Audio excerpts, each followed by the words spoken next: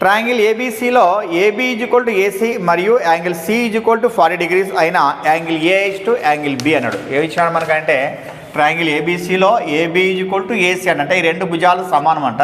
తర్వాత angle C వచ్చేసి 40 degrees అంట. ఆ తర్వాత angle A to angle B అన్నాడు. అంటే ఇప్పుడు ఏం చేయాలి, మనం యాంగిల్ సి ఇచ్చాడు మనకి, యాంగిల్ ఏని యాంగిల్ బిని ఫైండ్ అవుట్ చేయాలన్నమాట. మరి ఏదో ఫైండ్ అవుట్ చేస్తామంటే ఇక్కడ ఆల్రెడీ మనకు రెండు భుజాలు సమానం అన్నాడు. ఒక కండిషన్ ఉంది మనకు, ఒక త్రిభుజంలో రెండు భుజాలు సమానం అయితే వాటికి ఎదురుగా ఉన్న కోణాలు కూడా ఏమవుతాయంటే సమానం అవుతాయి. అంటే ఇప్పుడు ఏబి ఎదురుగా ఉన్నటువంటి కోణం ఏమి 40, నెక్స్ట్ ఏసీకి ఎదురుగా ఉన్నటువంటి కోణం ఏది బి అనమాట. కాబట్టి ఏం రాయొచ్చు మనం అంటే angle B equal to angle C. Angle C 40 ఉంది కాబట్టి యాంగిల్ బి కూడా ఏమి రాస్తాము 40 అని చెప్పి రాయొచ్చు.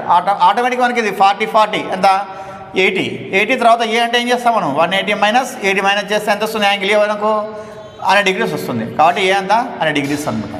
సో ఇప్పుడు యాంగిల్ ఏ యాంగిల్ బి అంటే 100 బి వచ్చేసి ఎంత 40. 0 0 క్యాన్సల్, 2 5 జా 2 2 జా అంటే 5:2 అనమాట. మనకి ఇచ్చిన ఆప్షన్లో ఏదంటే second option is the right answer అనమాట.